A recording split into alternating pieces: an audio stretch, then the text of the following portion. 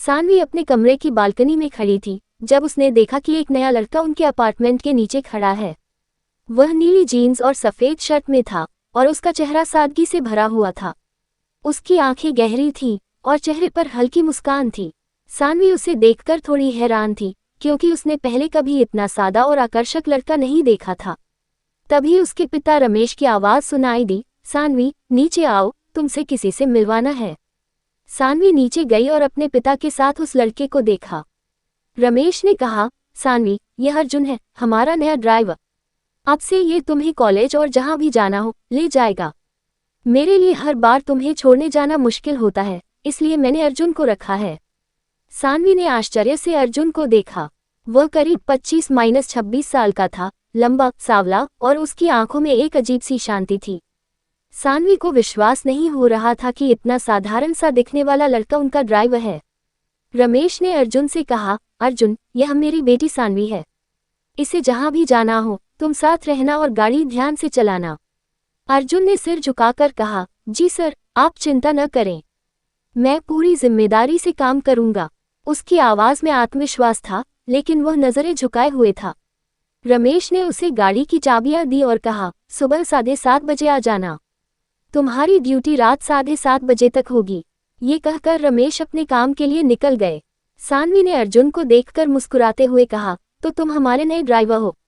चलो, एक छोटी सी सैर हो जाए। अर्जुन ने हल्की मुस्कान दी, लेकिन उसने सानवी की तरफ नहीं देखा। सानवी ने अपनी नौकरानी कमला दीदी को बताया कि वह बाहर जा रही है। कमला दीदी सानवी की देखभाल करती थी और उसके पिता को हर बात की खबर देती थी। सानवी की मां की मृत्यु के बाद रमेश ने दूसरी शादी नहीं की थी क्योंकि वह सानवी को पूरा ध्यान देना चाहते थे। सानवी गाड़ी की पिछली सीट पर बैठ गई और अर्जुन ने गाड़ी स्टार्ट की। वह बहुत सावधानी से गाड़ी चला रहा था। सानवी ने कहा, अर्जुन, थोड़ा तेज चलाओ, मुझे स्पीड पसंद है। लेकिन अर्जुन ने शांति से जवाब दिया, मैडम, ट्रैफिक में तेज गाड़ी चलाना सुरक्षित नहीं है। सानवी को उसकी बात सुनकर थोड़ा गुस्सा आया।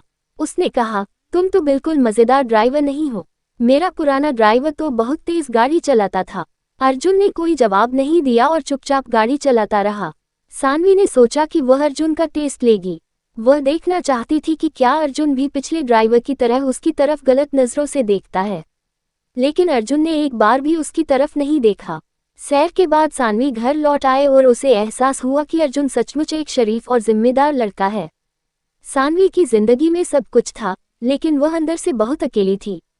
उसकी मां की मृत्यु एक कार दुर्घटना में हुई थी जब वह बहुत छोटी थी। उस हादसे ने रमेश को इतना डराया कि उन्होंने सानवी को कभी ड्राइविंग सीखने की इजाजत नहीं दी। सानवी को गाड़ी चलाने का शौक था, लेकिन रमेश का डर उसे हमेशा रोकता था। अर्जुन के आने के बाद सानवी की जिंदगी में थोड़ा बदलाव आया। वह अक्सर उससे बात करने की कोशिश करती। अर्जुन हमेशा कम बोलता, लेकिन उसकी बातों में सच्चाई और सादगी थी। एक दिन सानवी ने अर्जुन से पूछा, तुम ये नौकरी क्यों कर रहे हो? अर्जुन ने बताया कि उसकी मां बीमार है और उनके इलाज के लिए उसे पैसे चाहिए। वह दिन में ड्राइवर की नौकरी करता है और रात को एक छोटे से रेस्तरां में काम करता है। सानवी को उसकी मेहनत और लगन देखकर बहुत प्रभावित हुई। कुछ दिनों बाद सानवी को पता चला कि उसके पिता दूसरी शादी करने वाले हैं। ये खबर उसके लिए सदमा थी। उसने सोचा कि उसके पिता ने उसकी मां की जगह किसी और को दे दी। वह अपने कमरे में बंद हो गई और रोने लगी। उसे लग रहा था कि अब वह पूरी तरह अकेली हो जाएगी। अगले दिन जब अर्जुन उसे कॉलेज छोड़ने आया, उसने सानवी के चेहरे पर उदासी देखी। उसने पूछा, मैडम, आप ठीक तो हैं? सानवी ने गहरी सांस ली और कहा, अर्जुन, मुझे कहीं शांत जगह ले चलो।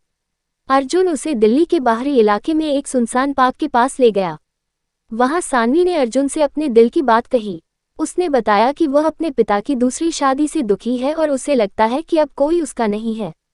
अर्जुन ने शांति से उसकी बात सुनी और कहा, मैडम, आपके पापा आपको बहुत प्यार करते हैं। शायद उनकी भी कोई मजबूरी होगी। सानवी को उसकी बातों से थोड़ा सुकून मिला, लेकिन वह अभी भी परेशान थी। एक दिन सानवी ने गुस्से में एक गलत फैसला लिया। उसने अर्जुन को कुछ पैसे दिए और कहा कि वो अपनी माँ का इलाज कराए। फिर उसने अर्जुन से गाड़ी की चाबी मांगी और कहा कि वो अपनी सहेली के घर जा रही है। लेकिन यह सच यह था कि सानवी गुस्से और अकेलेपन में गाड़ी लेकर शहर से बाहर निकल गई।